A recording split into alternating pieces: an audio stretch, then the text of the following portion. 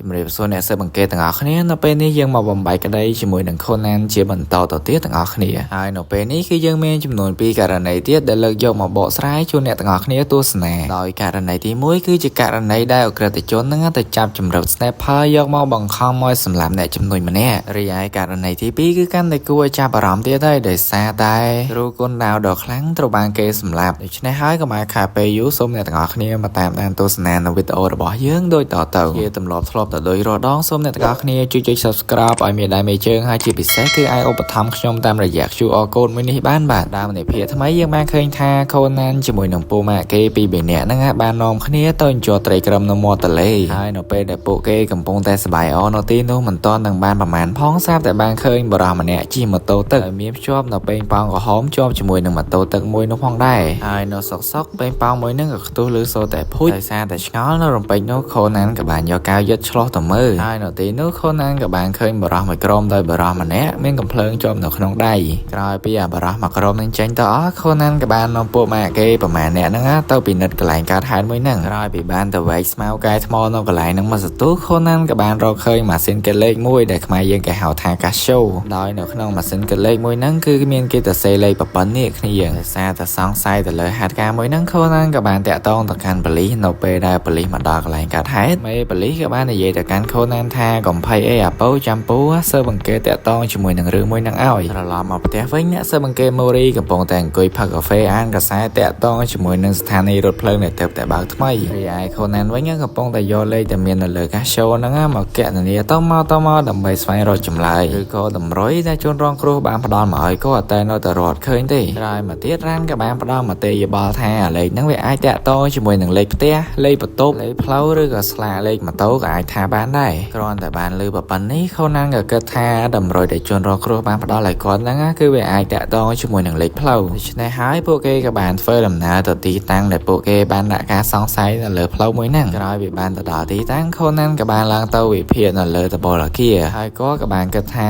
កន្លែងមួយហ្នឹងឯងដែលជនរងគ្រោះបានផ្ដល់តម្រុយមកឲ្យគាត់ក្រោយមកទៀតក្រុមប៉ូលីសក៏បានតាក់ទងមកកាន់អ្នកស៊ើបអង្កេតម៉ូរីហើយក៏បានប្រាប់អ្នកស៊ើបអង្កេតម៉ូរីផងដែរថាថ្មីនេះគឺមានបរិសម្នាក់ដែលបានបាត់ខ្លួនហើយគេសង្ស័យថាគាត់ត្រូវបានគេចាប់ចម្រិតដែលបរិសម្នាក់ហ្នឹងគឺមានឈ្មោះថាខូអេឈីក្រោយពីបានគេរូបថតខូណានក៏អាចសម្គាល់បានភ្លាមថាបរិសម្នាក់ហ្នឹងហើយដែលគាត់បានឃើញកាលពីព្រឹកមិញហ្នឹងហើយមិនមែនចាំយូរអីតទៅទៀតទេក្រុមប៉ូលីសក៏បានកំណត់គោលដៅកំណត់ទីតាំងនិងចេញធ្វើប្រតិបត្តិការភ្លាមហើយយើងឃើញថានៅទីនោះគេធ្វើការបានល្អល្អមែនតើដោយសារតែមានត្រៀមសិតហេលីកុបទ័រគ្នាយើងក្រោយមកទៀតនៅពេលដែលដល់ម៉ោងកំណត់ហើយហ្នឹងស្រាប់តែមានហេតុការណ៍អីដែលថាប្រែប្រួលឡើងសោះគេគិតថាខូណានវិភាគខុសពួកម៉ាក់គេប្រវែងណាក៏បានទាញកាសូមកចុចលេខដែលពួកគេបានរកឃើញពីព្រឹកមិញហ្នឹងហើយនៅពេលដែលប្រវែងចុចលេខហ្នឹងខូណានមើលពីលើបច្រាស់ទៅក៏បានឃើញថាអូតាមពិតទៅតម្រុយហ្នឹងវាអញ្ចឹងឯង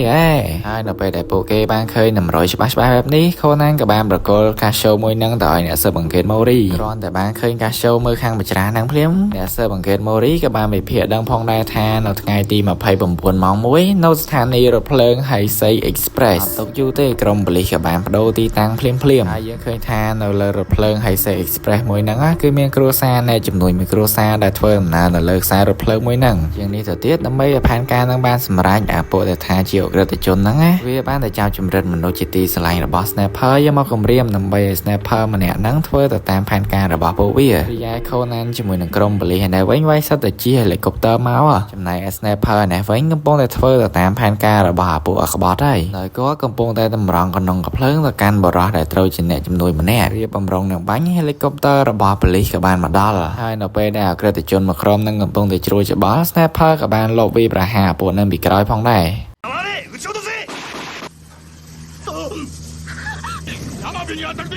រីឯតែខូណាននេះវិញនៅសក់ទេក៏បានទាញមួកសុវត្ថិភាពនិងប្រើស្បែកជើងពិសេសដែល Professor អាកាសាបានផ្ដល់ឲ្យហ្នឹងតមកជើងទៅផ្សៀវទៅត្រូវកណ្ដាលមុខរបស់អក្រិតជនម្នាក់ធ្វើឲ្យវាត្រង់ជើងឡើងលើបាត់ទៅហើយនៅទីនោះគឺងាយស្រួលទៅបកជែកសម្រាប់ក្រុមប៉ូលីសដែលចាត់ការទៅលើក្រុមអក្រិតជនមួយហ្នឹងហើយយើងឃើញថានៅទីនោះ Sniper ក៏បានរួចខ្លួនពីការគំរាមកំហែងរបស់អាពួកអស់ហ្នឹងរីឯក្រុមប៉ូលីសក៏អាចចាប់អាពួកអក្បត់អស់ហ្នឹងទៅដាក់ទាទោសតាមផ្លូវច្បាប់ផងដែរចំណែករ៉ាន់ ជាមួយនឹងអ្នកស៊ើបអង្កេតម៉ូរីបាទខូណានមកព្រឹកដឹងថាវាតាណាទេដល់ឥឡូវរកឃើញនៅកន្លែងនេះអ្នកស៊ើបអង្កេតម៉ូរីក៏បានខោខូណានមកកញ្ញោផងដែរប្រាប់ថាហែងនៅក្មេងឯងលើក្រោយកុំចេះតែដើរទៅពីពេកប៉ុន្មានថ្ងៃក្រោយមកទៀតអ្នកស៊ើបអង្កេតម៉ូរីរ៉ានជាមួយនឹងខូណានត្រូវបានគេអញ្ជើញមកទស្សនាកន្លែងរក្សាទុកវត្ថុបុរាណនៅផ្ទះបុរសម្នាក់ដែលគាត់មានឈ្មោះថា Denjiro Maru ហើយនៅទីនោះយើងឃើញថាប៉ែម៉ារូហ្នឹងនិយាយគ្នាមិនទាន់បានប្រមាណជាមួយនឹងអ្នកស៊ើបអង្កេតម៉ូរីផងគាត់ក៏មានការចាំបាច់ត្រូវចេញទៅក្រៅមួយផ្លែតពេលដែលប៉ែម៉ារូបានចេញទៅក្រៅបានមកស្ទុះយើងឃើញថាទូរស័ព្ទនៅផ្ទះគាត់ហ្នឹងត្រូវបានរោជាច្រើនលើកជាច្រើនសា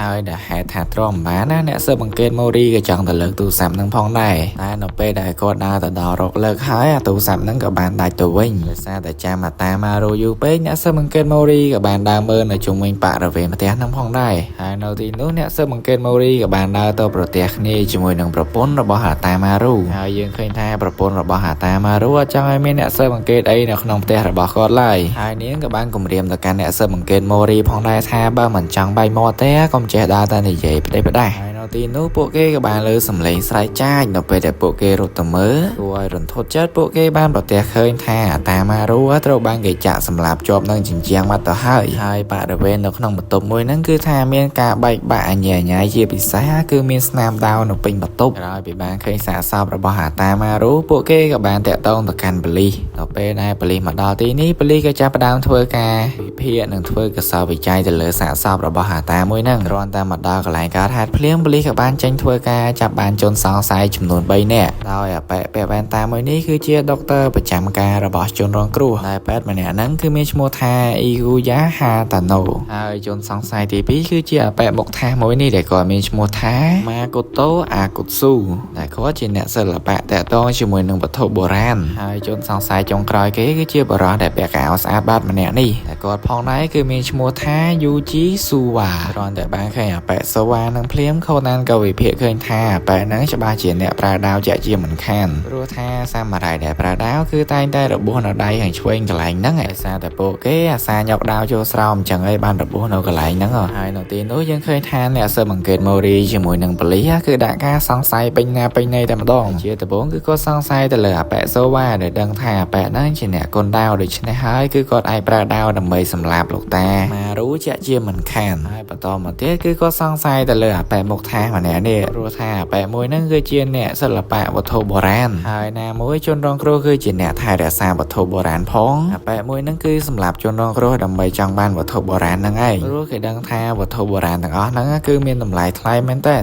រីឯជនសង្ស័យដែលមានភាគរយជាឃាតករខ្ពស់បំផុតគឺជាលោកគ្រូពេទ្យវ៉ែនតាម្នាក់នេះដោយសារតែអាប៉ែតមួយហ្នឹងគឺជាសហាយស្មន់របស់ប្រពន្ធជនរងគ្រោះដូច្នេះហើយអាប៉ែតមួយហ្នឹងដោយសារតែចង់បានប្រពន្ធគេពេកអាចលួចធ្វើឃាតអាប៉ែតជនរងគ្រោះដែលត្រូវជាប្តីនឹងក៏ថាបានដែរហើយនៅពេលដែលនិយាយតាក់ទងជាមួយនឹងវត្ថុបុរាណមានតម្លៃសុកដើម្បីចង់ដឹងថាវត្ថុបុរាណដែលមានតម្លៃមួយបានបាត់អត់ប្រពន្ធរបស់ជនរងគ្រោះហ្នឹងក៏បានបើកទូដើម្បីស្វែងរកសោយកមកចាក់បើកអាហឹបដាក់វត្ថុបុរាណមួយហ្នឹងហើយនៅពេលដែលគាត់បើកប្រអប់ទូដើម្បីស្វែងរកសោមួយហ្នឹងក៏បានចាំអារម្មណ៍ផងដែរថាមិនបានសោមួយហ្នឹងវាមិននៅហឹបប្រអប់ខាងនេះវ៉ៃឯងដាក់ប្រអប់ខាងនោះសោះហ្នឹងហើយគ្រាន់តែបានឃើញបែបហ្នឹងភ្លាមខូណានក៏បានវិភាគដឹងថានរណាគឺជាឃាតករភ្លាមចាំយូរទេដើម្បីឲ្យបំបីក្តីនេះបានខូណានក៏បានស្ទុះទៅរកកាមេរ៉ាយកមកថតទូហ្នឹងក្រឹបហើយក៏បានយករូបថតអាទូដែលគាត់បានថតមិញហ្នឹងមកកាត់ជាបំណែកហើយក៏បានយកមកផ្គុំចូលគ្នាឡើងវិញដើម្បីអាចរកឃើញចម្លើយថានរណាគឺជាឃាតករពិតប្រាកដហើយឥឡូវនេះសាកអ្នកទាំងអស់គ្នាទាយមើលតើណាគេគឺជាឃាតករពិតប្រាកដដែលបានសម្លាប់ជនរងគ្រោះដូចទីយើងបានដឹងអញ្ចឹងជនសង្ស័យគឺមាន3នាក់ដែលមានអាប៉ែស៊ូវ៉ាជាអ្នកប្រើប្រាស់ដាវឬក៏អាចនិយាយបានថាជាគ្រូក្បាច់គុនហើយបច្ចាបន្តិចគ្នាយើងជនរងគ្រោះដែលត្រូវជាតាម៉ារូហ្នឹងក៏ចេះក្បាច់គុនផងដែរតែជនសង្ស័យទី2គឺជាអាប៉ែអូគូស៊ូដែលជាអ្នកសិល្បៈវត្ថុបុរាណអាប៉ែមួយហ្នឹងគឺជាអ្នកស្គាល់វត្ថុបុរាណច្រើនអញ្ចឹងហើយវាក៏អាចជាឃាតករដែរដែលថាសម្លាប់ជនរងគ្រោះហើយយកវត្ថុបុរាណដែលមានតម្លៃហ្នឹងយកទៅលក់រីឯជនសង្ស័យទី3គឺជាអាប៉ែវ៉ែនតាហ្មងគ្នាយើងដោយសារតែអាប៉ែហ្នឹងចង់បានប្រពន្ធគេខ្លាំងពេកជាសហាយស្មោលរបស់ប្រពន្ធគេផងហ្នឹងវាអាចសម្លាប់ជនរងគ្រោះដើម្បីយកប្រពន្ធហើយនឹងទ្រព្យសម្បត្តិជនរងគ្រោះហើយឥឡូវនេះសាកគ្នាយើងគិតមើលតើណាគេគឺជាឃាតករពិតប្រាកដជាមើលមានតែគេឆ្លើយត្រូវអត់បើឆ្លើយត្រូវសិតតែអ្នកដែលមាន IQ ខ្ពស់គ្នាយើងដោយសារតែករណីហ្នឹងគឺវាពិបាកដែរមើលមានគ្នាយើងណាដែលថាឆ្លើយត្រូវបានអត់ហើយដើម្បីដឹងចម្លើយថានរណាជាឃាតករសូមអ្នកទាំងអស់គ្នារងចាំទស្សនានៅភាពបន្តទៀតហើយនៅពេលនេះភាគនេះគឺត្រូវបាន slash តែត្រឹមហ្នឹងឯង ហើយសុំតបផងគ្នាយើងដែលសារតែខ្ញុំមានបញ្ហាបំកយ៉ាងไงសំឡេងរងល់តិចហើយជាចុងក្រោយមានអីច្រើនទេគឺសូមអរគុណដល់អ្នកទាំងអស់គ្នាដែលបានទស្សនាវីដេអូនេះមកដល់ត្រឹមហ្នឹងអរគុណ thank you so much